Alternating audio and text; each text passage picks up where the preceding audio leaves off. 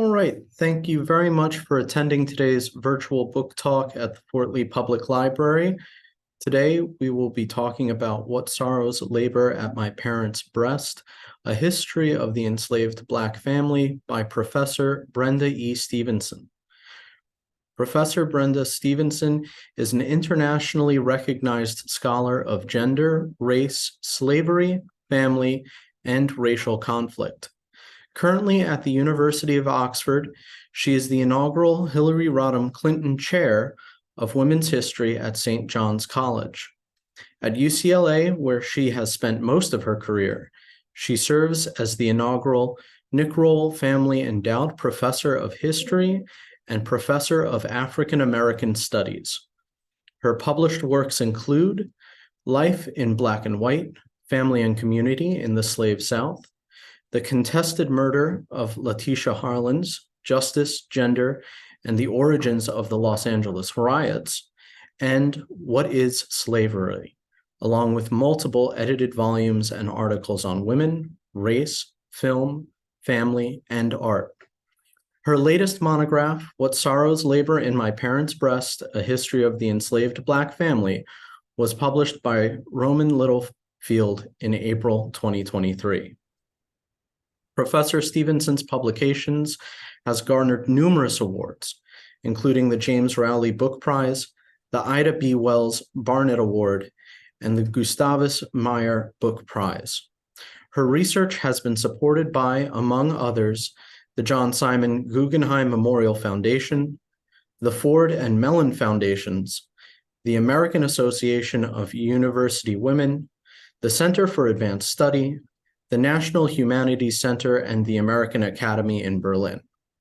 She is the recipient of the John Blassingame Award for Mentorship and Scholarship, the Carter G. Woodson Medallion, and Yale's Wilbur Cross Alumni Medal. She is a distinguished lecturer for the Organization of American Historians.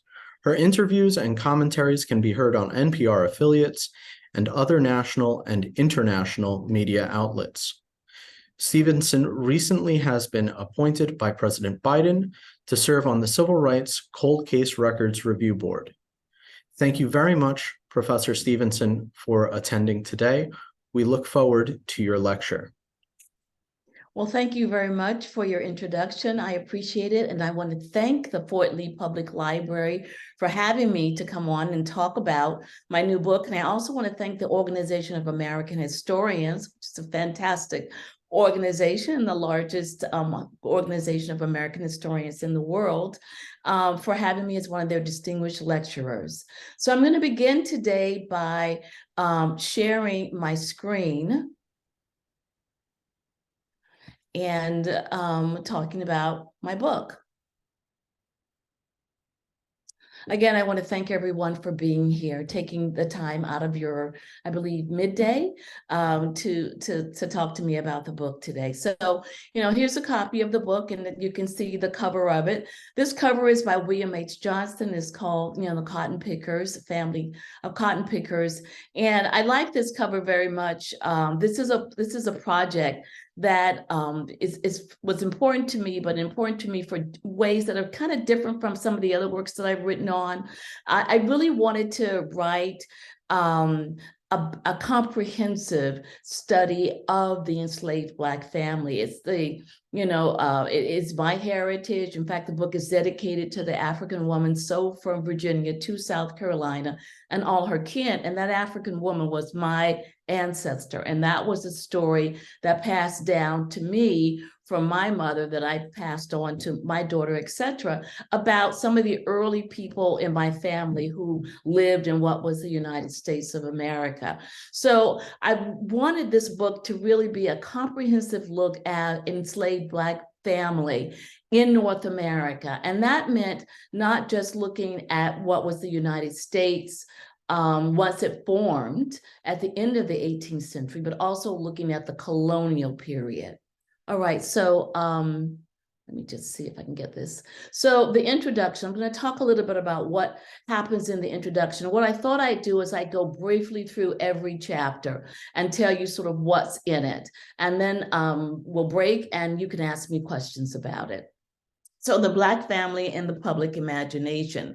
I begin this book talking about really about President Obama, but I wanted to start with this photo of President Lyndon Johnson. And this is in, the height of his presidency in 1965. And he's giving a graduation speech. It's now graduation season everywhere in the country. He's giving a graduation speech at Howard University. And at Howard, what he is doing is relying on some data that he's received from Senator Patrick Moynihan from New York. And in this data, Senator Moynihan is talking about the Black family in the 1960s.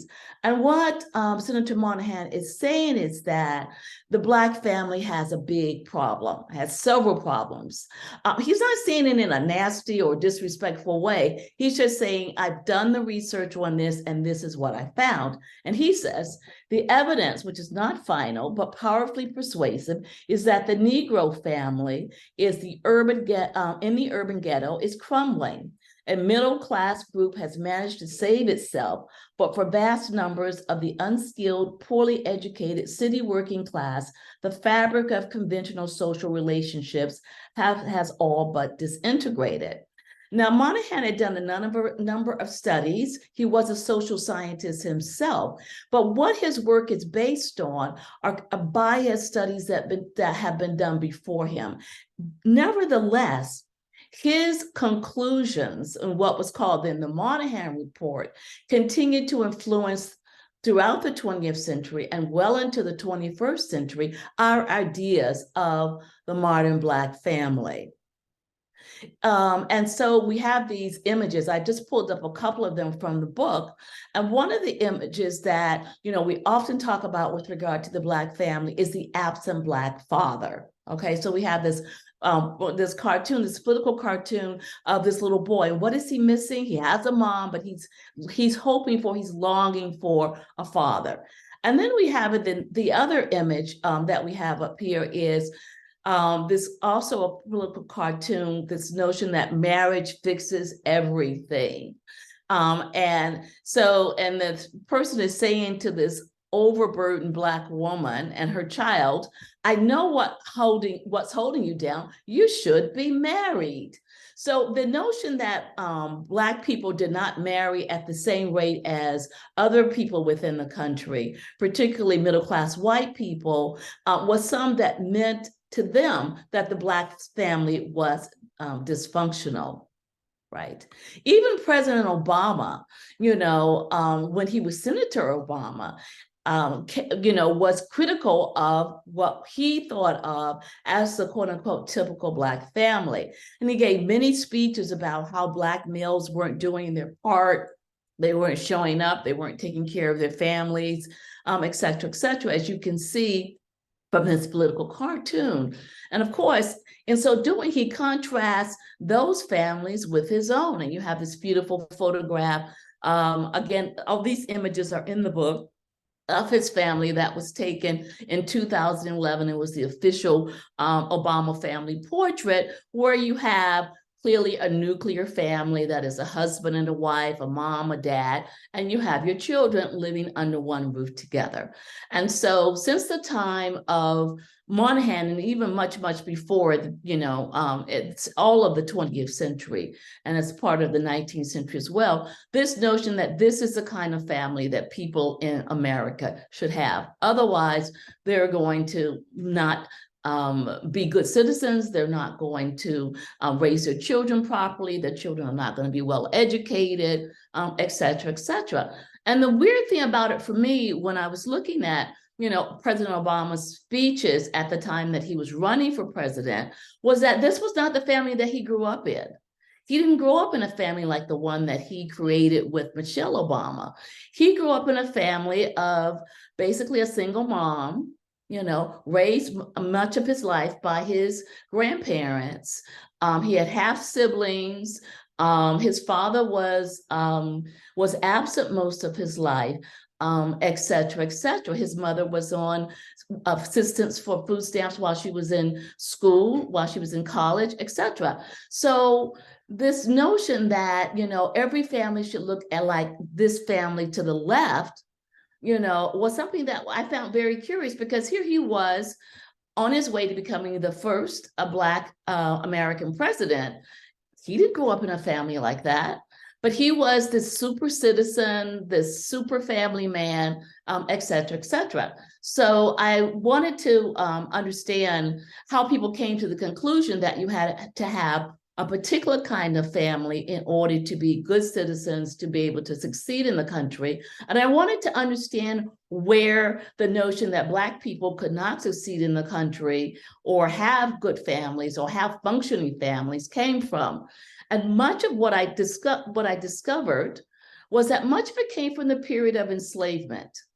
Okay, so since I'm a slavery scholar, what then I wanted to do was to go back and look at the long period of slavery and look at what was going on in Black families, during this long period, 300 years or so. I wanted to also do it by telling the stories of these families as the people themselves told the stories of their families, as have been passed down to be in my family, for example, and has been passed down to other people's families.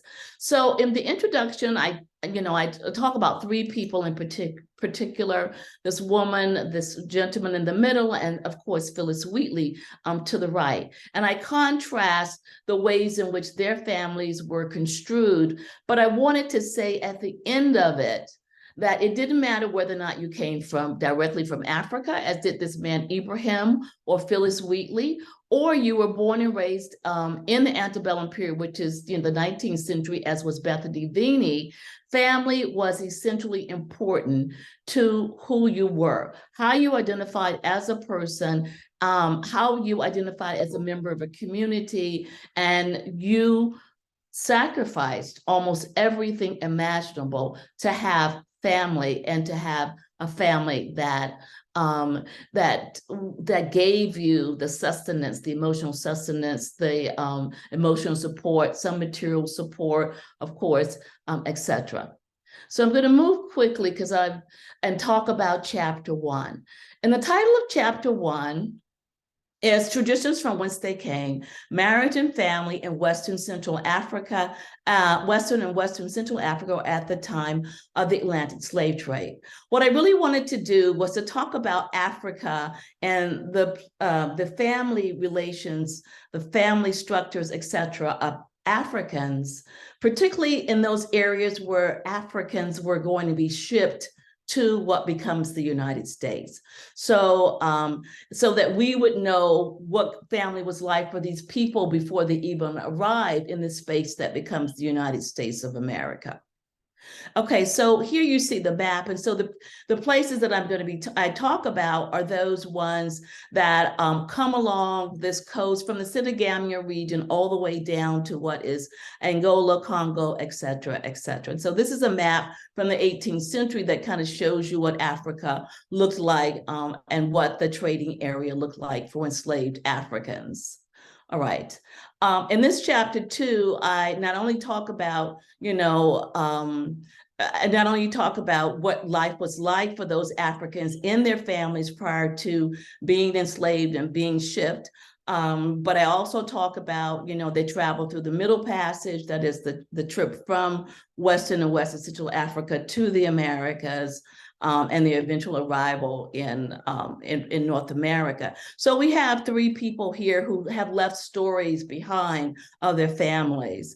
We have Job Ben Solomon, who is coming from the Senegambia region. We have Araba Kuguano, who is coming from the slave coast of Africa. No, actually, he's coming from Ghana. And then we have what is now Ghana, what was then Gold Coast. And then we have Abate and Kasaula, who are coming from the area that we think of as Dahomey. All right. And so they're coming from three different areas. I also talk about people from Congo and Angola, what are now Congo and Angola too. But these were three of the people in that chapter that I talk about their families and what their family life was like before they came. Right. Chapter 2, colonial enslaved family foundations and creations.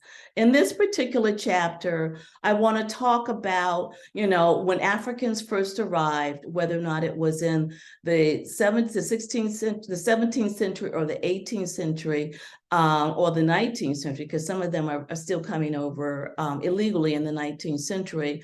So what happens to them? And this is an early drawing from 1670 in Virginia. Actually, it's from an area very close to where I'm from in Virginia. It's from the area close to Jamestown that we think about, Jamestown, Williamsburg, Yorktown, etc. So it's southeastern Virginia. And the tobacco, which was the first major crop produced by enslaved people, but also by indentured white servants. You see this and plantations were established. So this is kind of an early colonial plantation. You can already see that it's populated by both enslaved women as well as men, and some children have been born, indicating that family started early for these people. So they didn't leave their families in Africa and then just end up without family for the rest of their lives. They created new families once they arrived.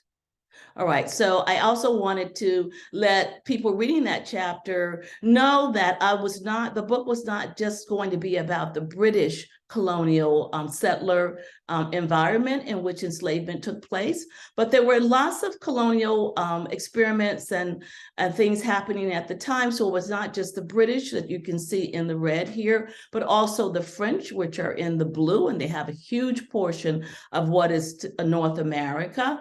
Also, you have the Spanish. You can see that they're in the orange. What you don't see up here is the Dutch, because the Dutch, of course, were in New York and New Jersey. The Swedish people also were in New Jersey at the time too. And all of these early European settlers had enslaved people that were indigenous, enslaved people that were Black, and enslaved people that were also not enslaved, but unfree people, such as indentured white servants. Okay, so I'm going to be talking about enslaved family in all these areas, enslaved Black family in all of these areas before it becomes the United States of America. Right. So one of the two of the images in the chapter, because it goes all the way through the colonial period, when the area that is part of the Spanish Empire they were known for having large numbers of Africans to come over, particularly in the 17th century, some part of the 16th century as well. And they were used primarily for farming, but also used for mining. But at any rate, it's very clear that they established families there. And we have some beautiful paintings, very stylized and very idealized paintings. You can see intermarriages taking place here in this particular picture. And you also can see by the end of the 18th century, this is a picture of George Washington's family, of course, and he and his wife Martha had over 300 enslaved people, and they were in George Washington's farm book. You can see that he lists them in their family relations, so they're very much also formed into various kinds of family groupings too. So whether or not you're talking about the Spanish colonies, the Dutch colonies, the French colonies, or the British colonies, you're talking about enslaved Black families existing. The differences between the colonial worlds would be religion, because in the Spanish colonies and the French, for example, you're going to have Catholicism. In the British colonies, you're going to have Protestantism, Anglicans, etc. And also laws. Those religions are going to impact the kinds of laws about family for enslaved people, and we see this happening too. And that's something else that I talk about in the book. All right, so I just wanted to also show that in the book, and these images are located in the book, one of the things I like to talk about is that in terms of creating family and society among themselves, enslaved people were retained a lot of their African cultural traits, and we can see some of the material culture that has been found that we have documentation of. For example, this Akan drum. This drum was made by somebody who came from what is today Ghana, what was at the time the Gold Coast, you know. And if you go to the left, you will see this house that was actually made by an enslaved person from the Congo. And it's very similar to Congolese housing during the 18th century too. So they copied actually the style of the housing that was there for themselves and their families. If we go down, we see also other things that were made by enslaved people, the colonial ware, for example, that we see here, the bowl that was made, and then also the pipes. Pipes were a way in which family and individuals, after a long day of work, would relax. They carved them for themselves, they decorated them, et cetera, et cetera. And then we have over at the extreme right, this image of quote unquote, the old plantation in the 1780s. We see enslaved people in social groups, in family groups, in marriage groups, et cetera. They are having an event that is a social event. People have, talked about what it might be. Well, you can see though that one man is playing a banjo, and one man is playing a drum. These would have been musical instruments that we find also in Western and Western Central Africa. At the time, you can see the scarving that's wrapped around their heads. Some of this is indicative of Islamic faith that Africans retained when they came to the Americas as well. And so, and then we can see a kind of ritualized dancing that is taking place too, which also would have come. So this is all to say that in some of the aspects of African cultural life were retained in the colonial period in particular, and that was not just, music and dance and dress, but also in the way in which family was organized and functioned. Okay, so chapter 3, traditions of resistance and family from the colonial era forward. What I try to do in this chapter is talk about the ways in which enslaved people resisted their enslavement, and they did so from the bosom of their families. That is, family was essential to being able to be resistant, to also being able to survive enslavement. And so there are many, many forms of resistance. Here we have, for example, the first picture, fugitive slaves in the Dismal Swamp. These were maroon societies in which enslaved people, both as individuals, as sibling groups, as entire family groups, as married couples, ran away and recreated life in areas that were difficult for their enslavers to find them. We have now archaeological sites in many places, particularly in the Dismal Swamp, but also along the Mississippi River in Louisiana, also in South Carolina, in the Sea Islands, et cetera, in Florida, in the Everglades, that indicate that housing was built, that farms were established, crops were grown, et cetera, for these maroon groups. Then we also see in the middle, the runaway notice from 1773, many enslaved people ran away, sometimes as individuals, sometimes in family groups, sometimes in marriage groups too. I like this one is included in the book. I like to include this one because it's from Petersburg, Virginia, which is where I lived when I was married, and my husband was at Fort Lee, not your city, but the Fort Lee, the military base. And this is a couple that ran away to the British loyalists. They went to Philadelphia. They eventually got in with the British loyalists, and they were able to escape to Canada. All right, to Halifax, Canada, and so they survived. Thousands of enslaved people ran away in family groups or recreated family when they got to where they were going to. And this particular couple actually survived, lived in Canada, had a thriving family, and actually the first female mayor, Black female mayor in Canada was one of their descendants. So I love this and I love their story, and I love this this advertisement for them. And then we come over to the last image, and that is one of the Boston Massacre, of course, and this is Crispus Attucks being killed, the Boston Massacre. One of the really important things that happens in the 18th century is that with the onset of the American Revolution, lots of family groups were able to escape. Some of them escaped to the Loyalists, who were the British, and some of them escaped to the Patriots. And doing so, some of them, not all of them and not most of them, but some of them were able to get their families out of enslavement by doing this, because they've been promised freedom if they were able to do so, if they did join these military forces. All right, so those are some of the kinds of forms of resistance that I talk about in that chapter, but there are many, many more as well. Again, it is centered around the theme of family and how family is impacted by resistance, but also encourages resistance and is part of this whole resistance movement. This, of course, is an image of a slave revolt.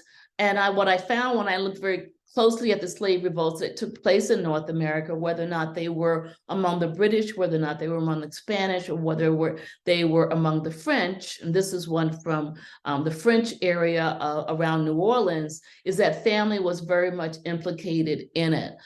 Many of them were trying to establish a free state or a free place where they could have families. Women participated, that is wives, children participated as well. So family is also very essential to the North American or the slave revolt, I should say. Okay, so chapter 4, antebellum courtship and marital ritual. So by the time we get to chapter 4, I've moved from the colonial period and the period of the earlier republic, right after the American Revolution, to the antebellum period, which starts around 1820 or so.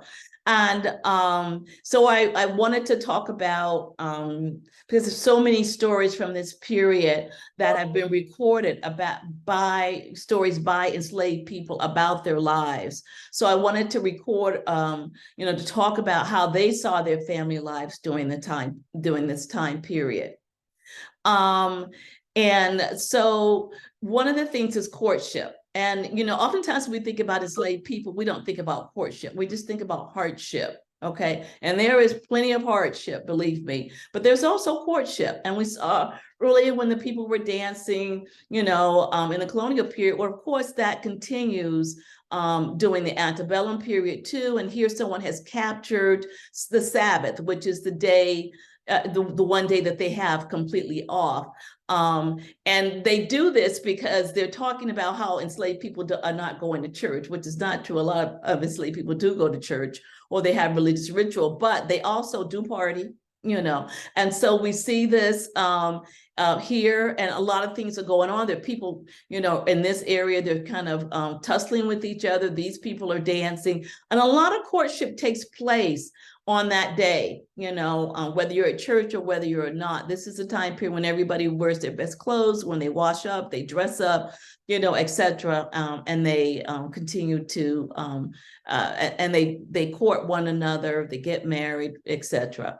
And then, of course, on this other picture is a drawing of jumping the broom.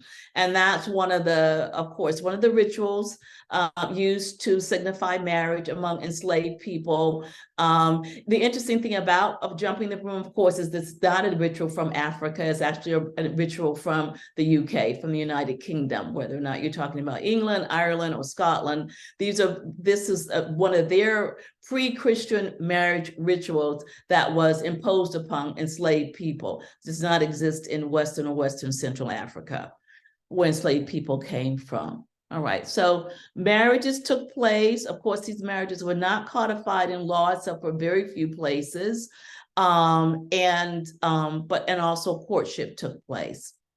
All right, so I just wanted to let you also know that in the book, there are some statistics. They're mostly in the appendix. And so here that's an example of one of the tables about, who had enslaved people, how many in per state, etc.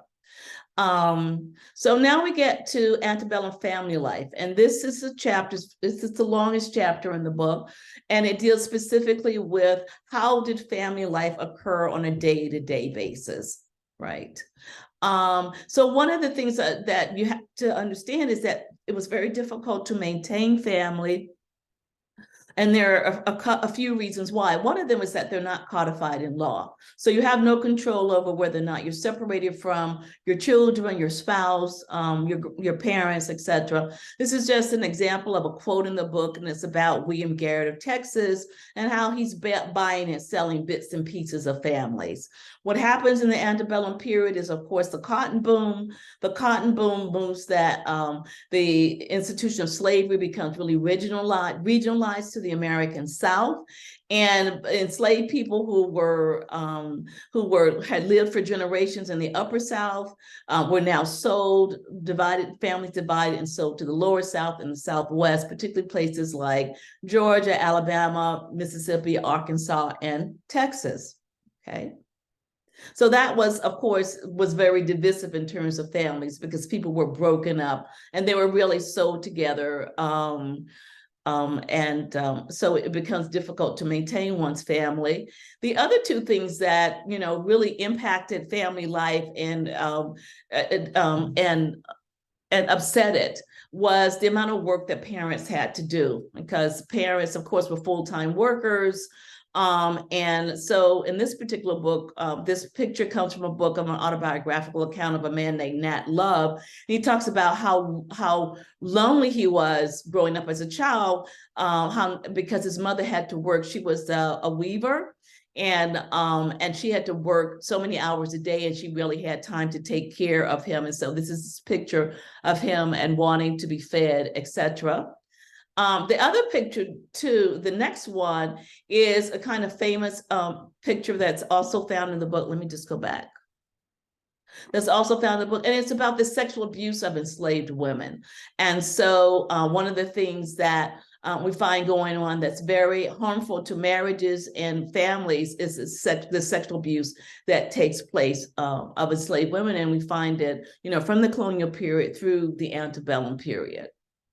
All right, so, but families did exist. People had children, the enslaved population in the United States grew from 450 to 500,000 people who actually were enslaved, brought from Africa to what becomes the United States, to almost 4 million people in 1860. And so you can see here, these are family groups who are kind of lumped together in no particular order. But they do live in this large area in this house. So this is one of the larger cabins where multiple family groups live together. All right. And then you can see here, there are a lot of women and a lot of children and not very many men. And so we sometimes have plantations where it's majority men, sometimes we have a majority female.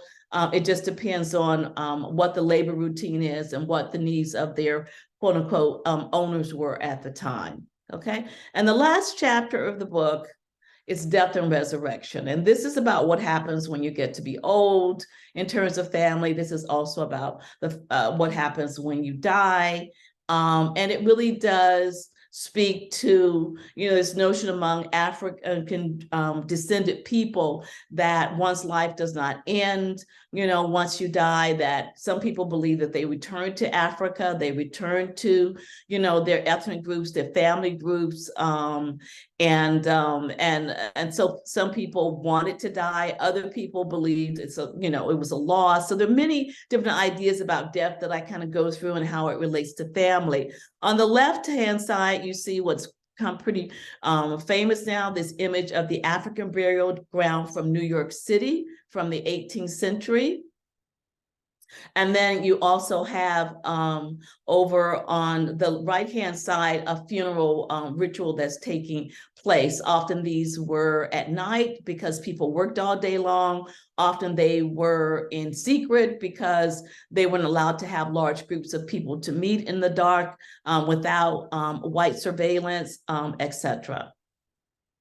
And then the resurrection part at the end of the Civil War, when people found their freedom, they began to get legally married, they began to establish families, etc. And so this is, I've taken you all the way through the book now.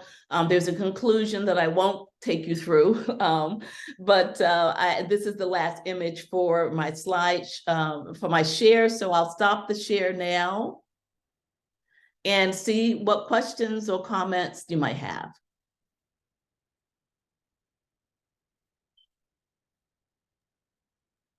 As we wait for more questions to come in, I just wanted to ask a couple myself, hopefully to get the conversation started. You've written on slave families before. How does your new book differ from books you've previously written?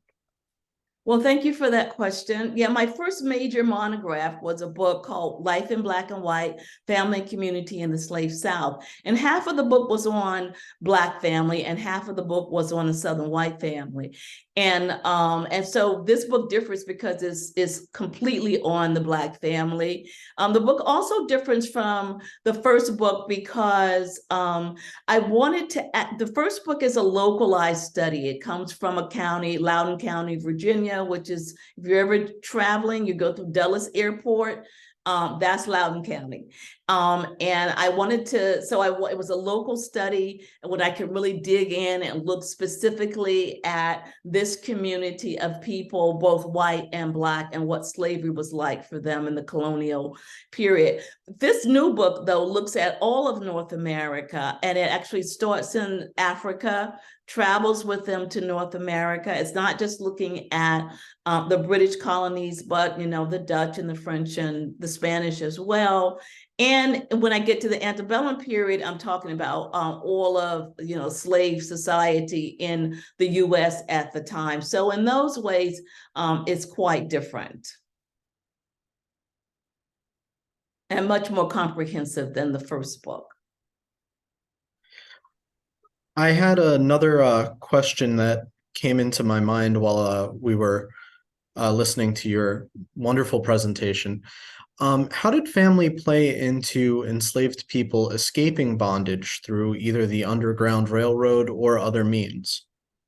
Well, thank you for that question as well. That is the center of chapter 3 when I look at resistance. And so escape is a major form of resistance. And this is whether or not you escape for a few days or you escape for you try to get away for the rest of your life.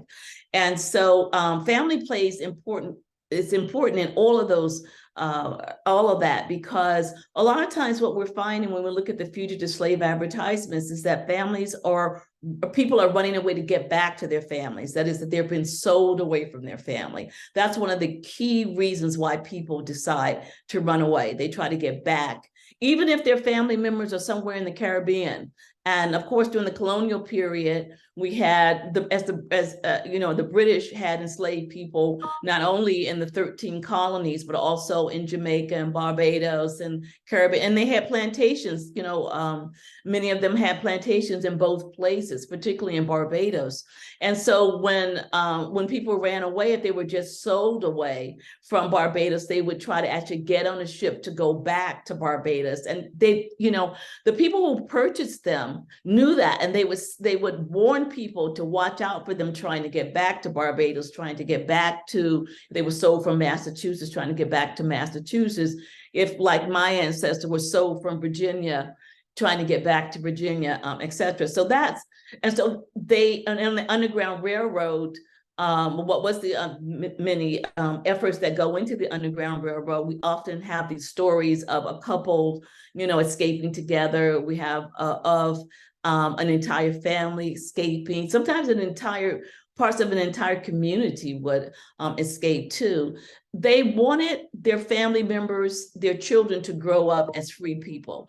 They also wanted to be able to take care of their family members. They wanted also to be able to protect their family members from the kind of harm that they could have as enslaved people. And that's why the family is so important to these acts of resistance, because many of them are fueled by the desire to have family, to protect family, and for the family members to thrive and stay together.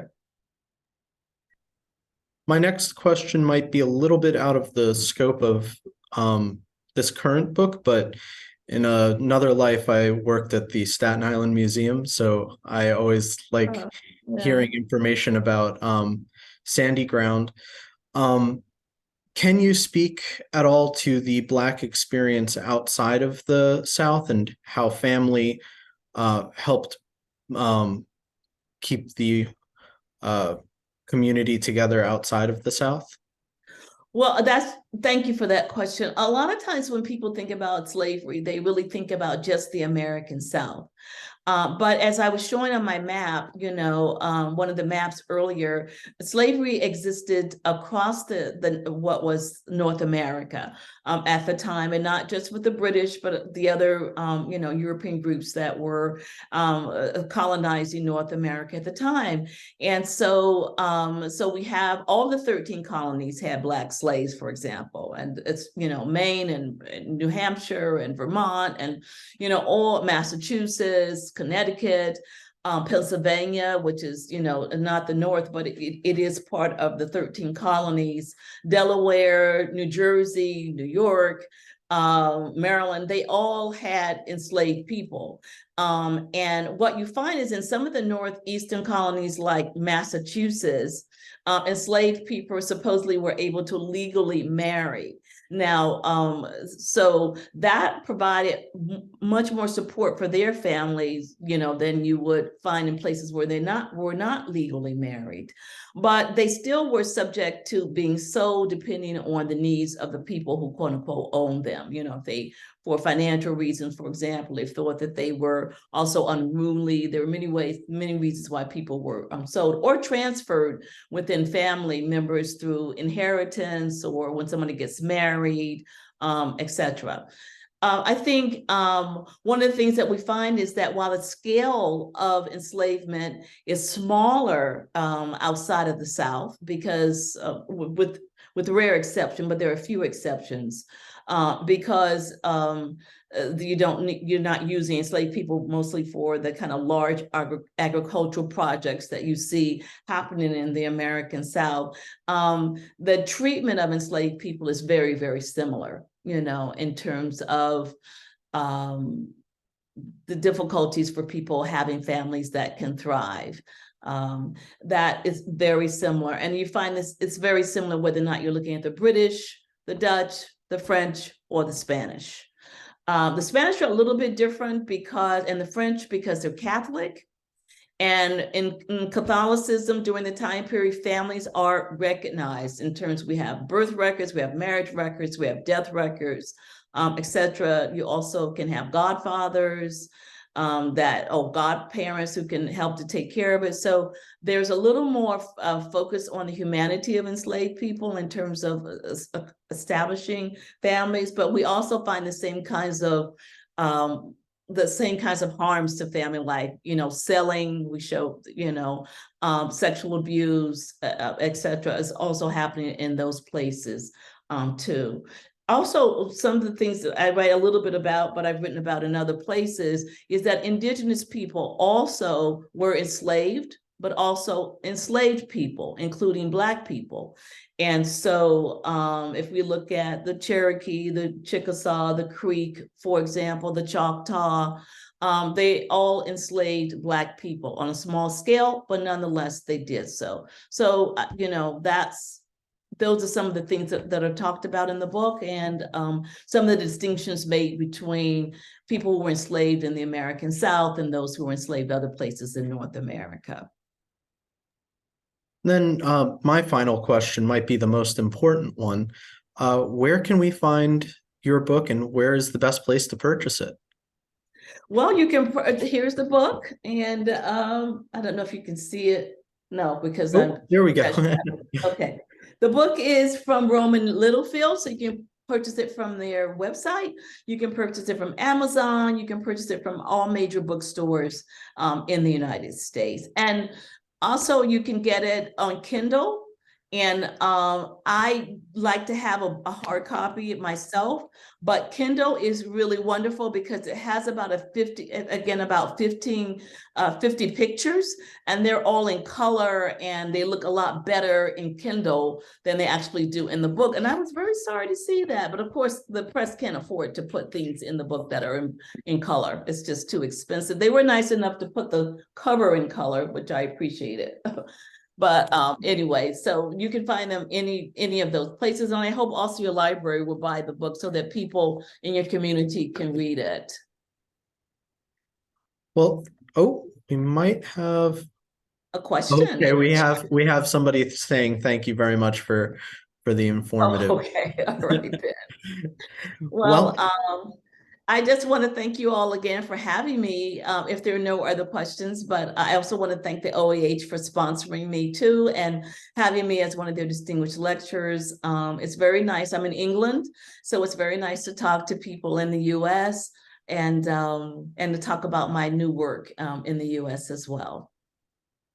well, thank you very much for having this presentation today. I know the time difference is a little jarring. Thank you so much for taking the time to speak with us today. And thank you to everybody for coming to this wonderful lecture. And I hope you all have a wonderful day. And it's recorded. So if people in the future, you have friends who want to hear it or whatever, I'm sure you'll be able to get it through the library. And thank Yeah. you all for supporting libraries because they're super important. All right. Thanks, everybody. Have a wonderful day. All right. Bye-bye, everyone. Thank you.